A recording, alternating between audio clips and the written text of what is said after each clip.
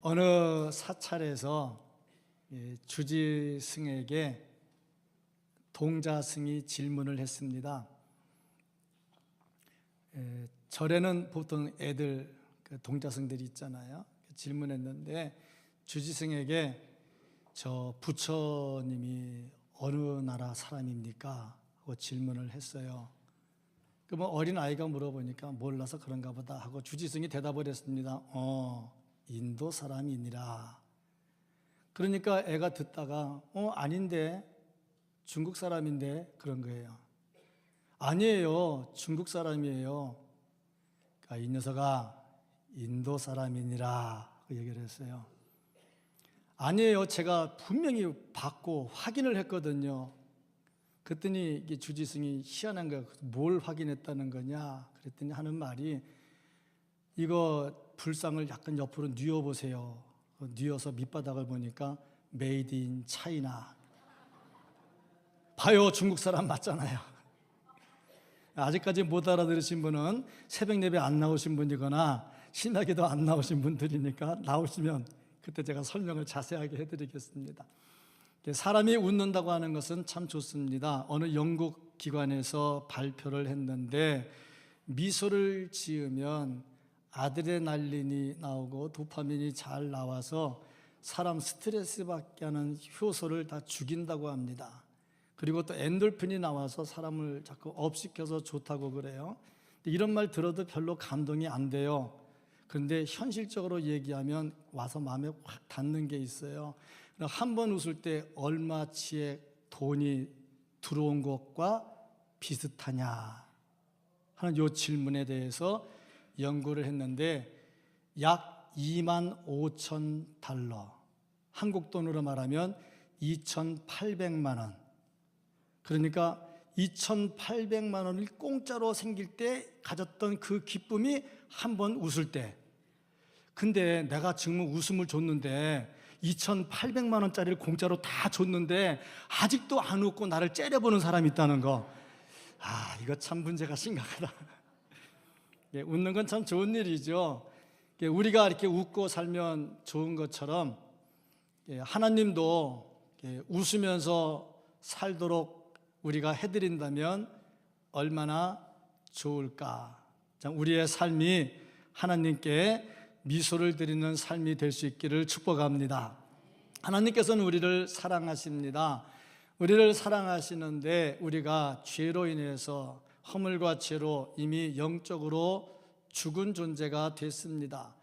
죽은 자하고 하나님이 어떻게 교제를 하겠습니까? 그래서 우리를 살리시기 위해서 예수 그리스도를 이 땅에 보내주셨고, 예수 그리스도께서 십자가에 달려 돌아가시면서 우리들의 모든 죄를 다 용서하셨고 우리를 의인으로 만들어 주셨습니다. 그래서 이제는 의인이 되었기 때문에 의로우신 하나님과 교통하면서 살 수 있게 됐습니다. 이것을 위해서 하나님은 당신이 가진 전부를 우리에게 주셨습니다. 독생자 예수 그리스도 전체를 우리에게 주셨지요. 이렇게 우리에게 모든 것을 다 주신 하나님께서 이제 우리에게 요구하는 것이 있습니다. 뭐냐면, 내가 모든 걸 다 주어서 너희를 사랑하지 않았느냐, 그러니 너희도 나를 좀 사랑해라 하는 거죠. 그래서 예수님께서도 이 율법에 대해서 말씀을 하실 때 제1 되는 계명이 뭐냐, 하나님을 사랑하는 것이라 하고 말씀을 하셨습니다. 하나님께서 우리를 사랑하신 것처럼 우리 역시 하나님을 사랑해야 됩니다. 근데 오늘 말씀을 보니까 사랑을 하는데 내 마음을 다하고 목숨을 다하고 뜻을 다하고 힘을 다해서 주 너희 하나님을 사랑하라 그랬는데, 뭘 어떻게 하는 게 사랑하는 거냐 이 말이죠. 그런데 오늘 말씀을 잘 묵상하면서 보니까 이것을 서기관에게 얘기했는데 그 서기관이 말씀을 받다가 무엇과 연관을 시키냐면 예배와 연관을 시킵니다. 그래서 이 말씀을 통해서 볼 수 있는 것이 무엇이냐면 마음을 다하고 목숨을 다하고 뜻을 다하고 힘을 다해서 사랑하는 것이 무엇으로 표현이 되느냐? 예배로 표현이 된다 하는 거죠. 오늘 이 말씀을 통해서 우리가 하나님의 은혜를 나누어야 될 겁니다. 이 말씀 12장 1절부터 보면 예수님께서 서기관과 바리새인들과 논쟁을 벌입니다. 예수님께서 뭐 했다고 논쟁을 벌이겠습니까? 그들이 자꾸 시비를 거니까 답변을 해야 되겠지요. 답변하다 보니까 이게 논쟁이 되었는데 예수님께서 그들의 죄악을 지적을 하면서 비유로 말씀을 하십니다. 그 비유가 뭐냐?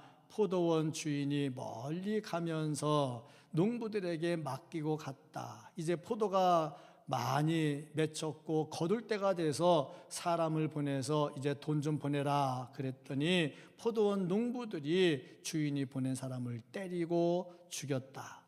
몇 번 해도 안 되니까 포도원 주인이 아들을 보냈다. 아들은 잘해주겠지. 그런데 예상을 뒤엎고 아들은 상속자이니까 얘를 죽여버리자. 그러면 이 포도원이 우리께 되지 않겠느냐. 그런 비유의 말씀을 합니다. 나중에 포도원 주인이 화가 나서 와가지고 진멸하고 다른 사람에게 줬다. 이제 이 비유는 지금 서기관들과 바리새인들이 하나님의 사람들을 핍박하고 죽이고 결국에 예수 그리스도를 죽이는 것을 비유로 말씀하는 거거든요.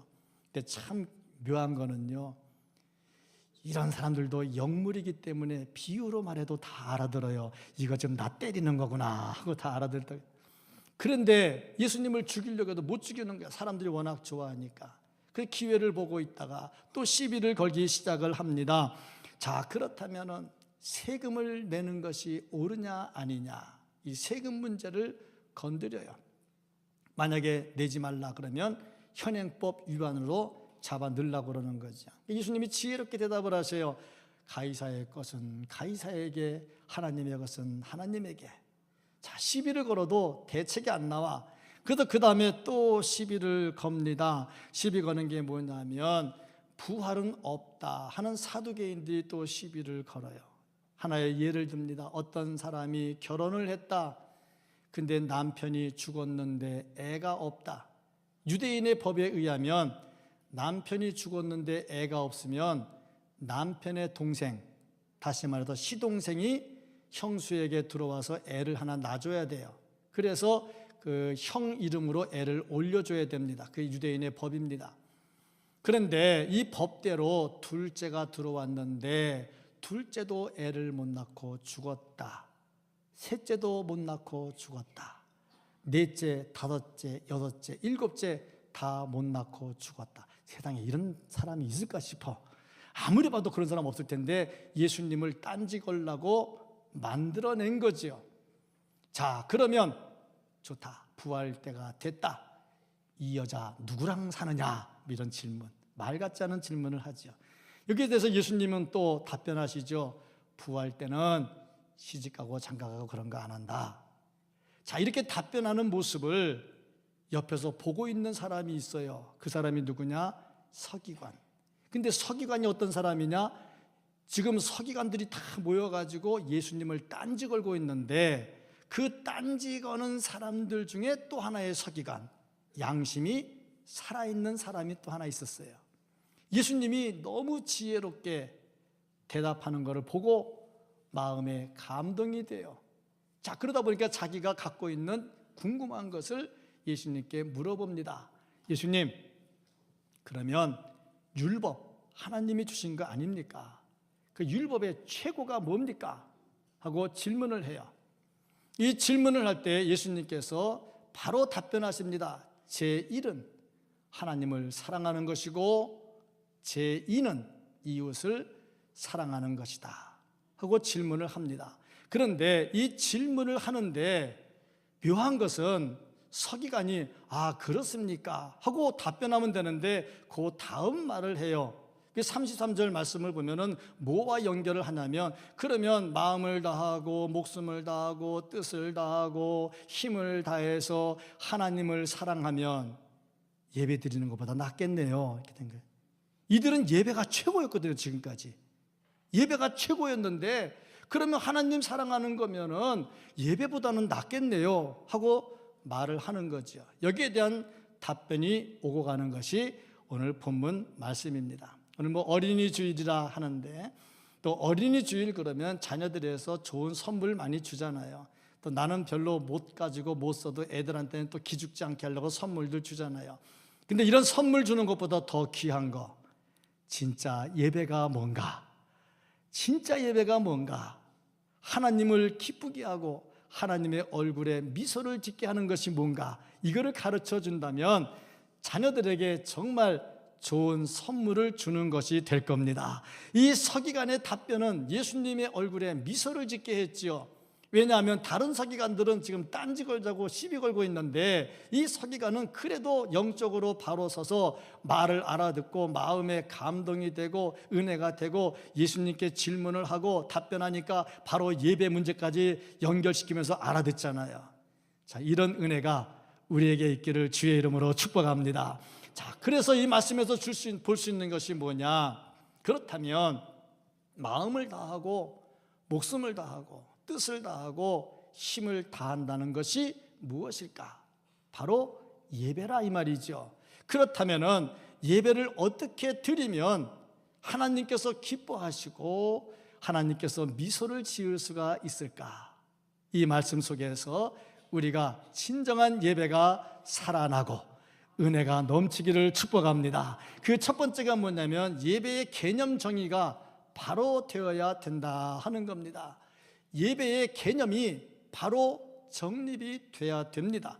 이 서기관이 예수님께 질문한 것을 보니까 아니 마음을 다하고 목숨 다하고 힘 다하고 뜻 다해서 하나님을 사랑하라 그랬는데 왜 갑자기 예배의 문제를 꺼내느냐? 그러면 예배보다 더 중요한 것이 이 네 가지라면 네 가지 하면 예배 드릴 필요 없겠네, 이렇게 말이 와전될 수가 있다는 거죠. 근데 분명한 것은 이 네 가지를 다해서 하나님을 사랑하는 것이 뭐냐? 그 구체적인 표현이 곧 예배라 하는 겁니다. 그러니까 예배는 하나님 사랑 없이는 할 수 없는 것이고 내 목숨을 다해서 사랑하는 것이 없으면 예배가 안 되는 겁니다. 북한에서요, 예배드리다 걸리면 바로 잡혀가고 탄광 가고 다 그러잖아요. 목숨 걸고 예배 드리는 겁니다. 그러니까 예배 드리는 자체가 내 마음을 다하는 것이고 목숨을 다하는 것이고 뜻을 다하는 것이고 힘을 다하는 것이라는 거지요. 하나님 사랑하는 것이 없이 어찌 예배를 드리겠느냐? 하나님 사랑 없이 드리는 예배가 예배겠느냐 이 말입니다. 오늘 예배 드리러 나왔는데 하나님 사랑하는 마음 없이 나왔다면 이 예배가 되겠느냐 이 말입니다. 가인을 보세요. 가인이 제사를 드렸어요. 근데 하나님께서 그 제사를 안 받으셨어요. 그 예배가 예배겠느냐? 왜 안 받았겠습니까? 하나님 사랑하는 마음도 없지요, 목숨 바치는 것도 없지요, 마음도 없지요, 뜻도 없지요, 그냥 되는 대로 했지요, 정성도 없지요. 그게 무슨 예배겠냐 이 말입니다. 그러나 아벨이 드린 예물은 하나님께서 받으셨어요. 왜? 마음이 들어가 있잖아요. 거기에 생명이 있잖아요. 그 예배 드리다가 형한테 맞아 죽었잖아요. 생명이 들어가 있잖아요. 뜻을 다했죠, 힘을 다했죠. 그러니까 우리가 마음을 다하고 목숨을 다하고 뜻을 다하고 힘을 다해서 하나님을 사랑한다는 것이 구체적으로 표현되는 것이 무엇이냐? 바로 예배라 이 말입니다. 그런데 이 예배가 온전해지려면 어떻게 해야 되느냐? 이웃 사랑과 연관이 되어야 됩니다. 예배는 하나님 사랑이고 하나님 사랑은 곧 이어서 이웃 사랑과 연관이 됩니다. 왜냐하면 그 이웃은 주께서 십자가에 피 흘리고 사신 하나님의 사랑의 대상이거든요. 그러니까 그 하나님의 사랑의 대상, 주 예수께서 십자가에 달려 돌아가시고 구원해 주신 그를 내가 사랑하지 않는다면 하나님 사랑이 온전히 이루어질 수가 없지요. 그러니까 이웃 사랑이 온전하게 이루어져야 된다. 그러므로 하나님 사랑과 예배는 불가분의 관계요, 이 예배를 드리는 사람은 이웃을 사랑하는 것과 불가분의 관계를 맺고 있다는 거죠. 그러니까 하나님 사랑, 이웃 사랑 이 자체가 바로 살아있는 예배가 된다 하는 거죠. 그런데 마음을 다하라 그랬는데 이 마음은 육체적 감각과 정신적 감각이 머무는 곳이 마음이에요. 그러니까 육체뿐 아니라 정신적 모든 것을 다하는 것이고, 목숨을 다한다는 것은 생명 호흡을 하나님께 완전히 맡긴다 하는 것이고, 뜻을 다한다는 것은 내 생각과 내 마음 전체를 다 드리는 것이고, 힘을 다한다 하는 것은 모든 정신적, 육체적, 영적인 것을 다 한다는 거예요. 이거를 통틀어서 한마디로 전 인격을 다했다 이렇게 얘기하는 거죠. 그러니까 예배는 내 전 인격이 다 담겨져서 하나님께 드려져야 되는 겁니다. 이런 예배를 드릴 때에 이것이 하나님을 사랑한다 하는 표현이 되는 것이고, 이런 예배를 드릴 때 하나님께서 기뻐 받으시게 되는 것이고, 이 예배가 최대로 되려면 이웃 사랑과 연관이 되어야 된다 하는 겁니다. 온전한 예배는 살아계신 하나님께 내 생명을 드리는 것이요, 그것은 곧 이웃을 사랑하는 것입니다. 이런 예배 개념이 분명해서 분명한 예배를 하나님께 드릴 수 있기를 주님의 이름으로 축복합니다. 이런 마음으로 예배를 드린다 하는 것은 내 마음에 맞는 예배를 드리는 것이 아니라 하나님의 마음에 맞는 예배를 드리는 겁니다. 예배를 드릴 때 모처럼 만에 고향에 왔는데 부모님이 교회 가시는데 내가 안 가면 안 되지, 우리 부모님을 위해서 가자, 그런 마음이 아니라 이 말입니다. 내가 교회 안 가면 교회 빈자리가 생기겠지, 빈자리 생기면 또 그렇잖아, 가자, 그게 아니라 이 말이죠. 또 예배를 이렇게 오는 데 있어서 왠지 모르게 빠지면 허전해서 안 되겠다, 가자, 그것도 아니라 이 말이죠. 또 내가 생각할 때 그래도 교회 가면 힘드는 말을 좀 듣는데 힘을 좀 얻어야지, 그것도 아니라 이 말이죠. 교회 가서 좋은 말 듣다 보니까 인격 수양이 되더라, 좀 품이 있어 보이잖아, 이것도 아니라 이 말이죠. 진정한 예배는 뭐냐? 어떻게 하면 하나님께서 기뻐하실까? 하나님께서 기뻐하실까? 그러고 보니까 예배가 가장 기본이 되는 것이 뭐냐면 하나님의 말씀이 되어야 되는 거예요. 이 말씀을 듣고 이 말씀에 따라서 나를 평가하는 겁니다. 이게 예배입니다. 그런데 자칫 잘못하면 내가 말씀을 평가를 해버리는 경우가 생겨요. 이건 예배가 아니라 이 말이죠. 예배의 중심은 하나님입니다. 예배를 받으시는 분이 하나님입니다. 그러니까 우리는 이 하나님을 즐겁게 하고 영화롭게 하려고 온 겁니다. 그래서 예배를 드릴 때 이게 하나님께서 기뻐 받으시는가를 봐야 되니까 말씀을 들을 때도 이게 내 마음에 맞냐 안 맞냐, 오늘 저거는 아니다, 그런 게 아니고 이게 진짜 하나님의 말씀이냐 아니냐, 이게 진짜 하나님의 말씀이라면 내가 어디에 걸렸느냐, 이 걸렸으면 치워버리고 맞았으면 아멘하고, 또 틀린 것도 내가 틀렸으니까 아멘하고 나를 고치면 되는 것이고, 이게 예배, 살아있는 예배고 내 전 인격을 다하는 예배입니다. 그러니까 내가 오늘 갔더니 저거 꼴 보기 싫은 사람 있는데 에이 오늘 가지 말자, 이건 예배가 아니라 이거죠. 예배가 뭔지를 모르는 사람이에요. 오늘 말씀을 들었는데 오늘 엄청나게 두들겨 맞았다, 에이 내가 교회 뭐 하러 갔냐, 그건 예배가 아니라 이거죠. 왜냐하면 말씀은 살아있어요. 교훈과 책망과 바르게 함과 의로 교육한다. 들어보면 네 가지 단어 다 좋은 단어 별로 없어요. 교훈, 책망, 바르게 함, 의로 교육함. 그러니 어떻게 보면 예수 믿고 행복하려고 교회 왔다가 엄청나게 스트레스 받고 가는 것처럼 생길 수가 있어요. 근데 중요한 거, 말씀을 따라가는 것이 행복이고 말씀을 따라가는 것이 은혜고, 왜냐? 하나님께서 우리에게 예비하신 복들이 있거든요. 정말 예배가 무엇인지 바로 알고 하나님께 예배드리는, 살아있는 예배를 드리는 성도들 되기를 주의 이름으로 축복합니다. 그 다음이 뭐냐면 예배는 진실해야 된다는 겁니다.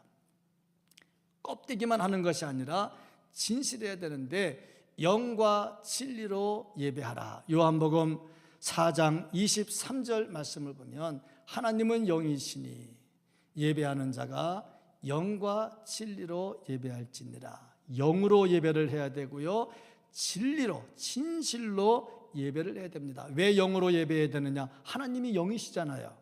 그러니까 영과 대화하려면 내 영으로 드려야죠. 영으로 대화가 돼야 되고, 대화가 되면서 진실해야 되지요. 거짓되면 안 되지요.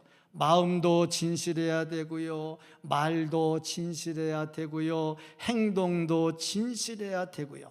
마음의 찬양, 마음의 묵상, 입술의 찬양, 이런 것들이 전부 다 하나님께 올려져야 되지요. 하나님은 우리의 껍데기보다 중심을 보신다 그랬습니다. 사무엘상 16장 7절 말씀을 보면 여호와께서 사무엘에게 이르시되 그 용모와 키를 보지 말라. 내가 이미 그를 버렸노라. 내가 보는 것은 사람과 같지 아니하니 사람은 외모를 보거니와 나 여호와는 중심을 보느니라. 겉은 그럴싸해요. 괜찮아요. 예배드리는 모습은 그럴싸해요. 근데 지금 마음은 딴 데가 있어요. 하나님은 우리의 마음을 보신다. 이러면 또 삐딱하게 생각하면 어차피 오늘 마음이 안 됐으니까 차라리 가자, 이러면 안 되는 거예요. 왜? 껍데기가 있어야 속이 있는 거지, 껍데기 없이 속이 있겠습니까? 진실되게 예배드리는 성도가 되기를 축복합니다. 중심으로 드리기를 축복합니다. 또 뿐만 아니라 감정이 들어가야 돼요. 예배는 감동이 들어가야 돼요. 논리적으로 딱 생각해가지고 요건 요렇고 요건 요렇고 그러면 은혜가 안 돼요. 감정이 있어서 막 뜨거워짐이 있어야 되고요, 말씀을 들을 때 막 하나님께서 나에게 주시는 감동이 있어야 되고요, 감정이 있어야 돼요. 감정 없이 예배가 안 돼요. 그런데 감정만 갖고 예배를 드리면 또 실수를 해요. 왜냐하면 내 감정이지 하나님이 주시는 은혜가 아닌 것이 있어요. 예를 들어서 찬송을 하는데 이 찬송하는데 마음에 감동이 돼가지고 뜨거워지고 이거는 감동이에요. 그런데 그 찬송 멜로디가 너무너무 좋아. 그게 왠지 모르게 멜로디 부르니까 멜로디가 좋아가지고 멜로디에 빠져. 요거는 또 예배가 아니라 이 말이죠. 그러니까 자칫 잘못하면 내 감정이 막 뛰면은 예배가 은혜스러운 것 같고, 내 감정이 확 다운되면 예배가 아닌 것 같고, 그건 아니라 이 말이죠. 하나님의 말씀을 논리적으로 이성적으로 판단하되 내 감정이 거기에 딱 들어가가지고 두 개가 매치가 딱 될 때 이게 진짜 예배가 된다 이 말입니다. 이런 예배를 드릴 수 있기를 주의 이름으로 축복합니다.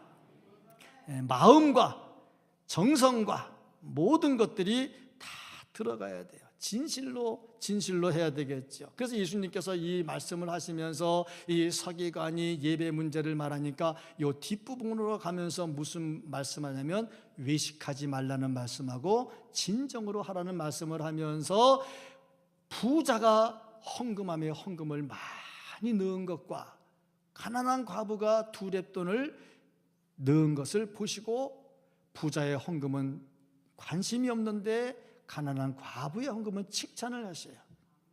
왜 칭찬을 하셨느냐? 정말 중심으로 생활비 전부를 드렸다 이거죠. 중심을 보신 거죠. 예배가 그런 겁니다. 나는 예배에 빠짐없이 다 나와. 1년 365일 새벽 예배 다 나오고 주일 낮 예배 저녁 예배 다 나오고 수요 예배 다 나와. 얼마나 좋습니까? 그런데 속은 딴 데가 있으면 안 되잖아요. 겉과 속이 아름답게 드려지기를 주님의 이름으로 축복합니다. 예배가 진실되게 드려져야 되는 겁니다. 아울러서 또 한 가지가 뭐냐면 현실적으로 드려져야 됩니다. 현실적으로 드려진다 하는 것은 우리의 몸으로 예배를 드려야 된다는 겁니다. 이 몸으로 예배를 드리라 그럴 때에 산제사로 드리라 그랬어요. 산제사. 로마서 12장 1절 말씀을 보면 그러므로 형제들아 내가 하나님의 모든 자비하심으로 너희를 권하노니 너희 몸을 하나님이 기뻐하시는 거룩한 산 제물로 드리라. 이는 너희가 드릴 영적 예배니라. 구약시대의 제사는요 다 죽였습니다. 소도 죽였고요, 염소도 죽였고요, 양도 죽였고요, 다 죽였어요. 다 죽여서 피를 흘려가지고 그것을 하나님께 드렸어요. 왜 그렇게 했느냐?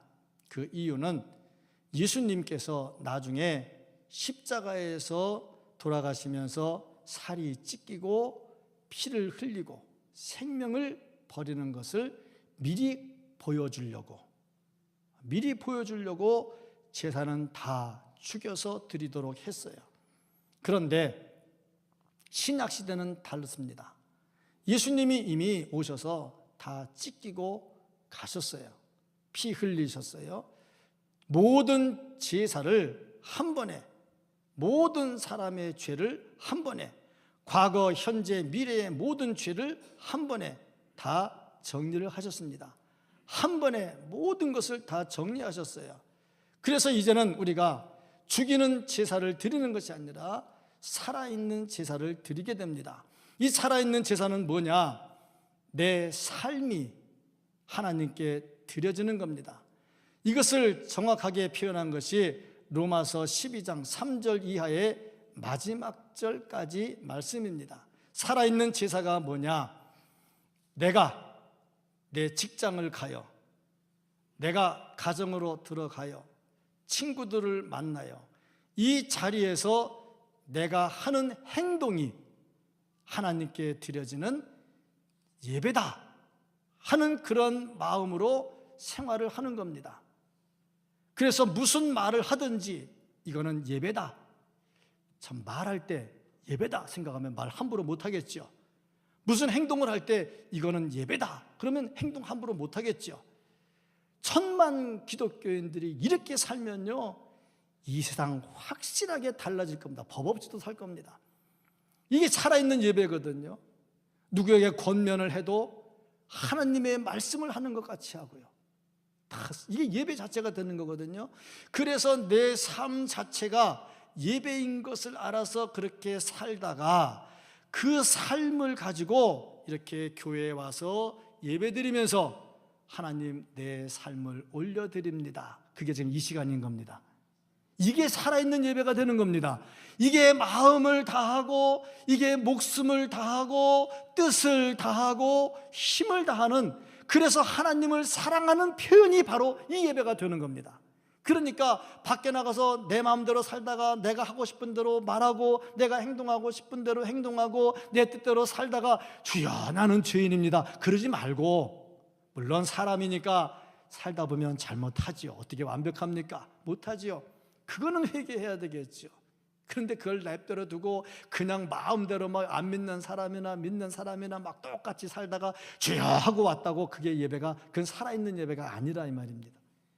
자, 이렇게 말씀드리고 나니 오늘부터 또 심각해질 것 같아요. 주여 은혜 베풀어 주옵소서. 하나님께 매달려야 되겠지요.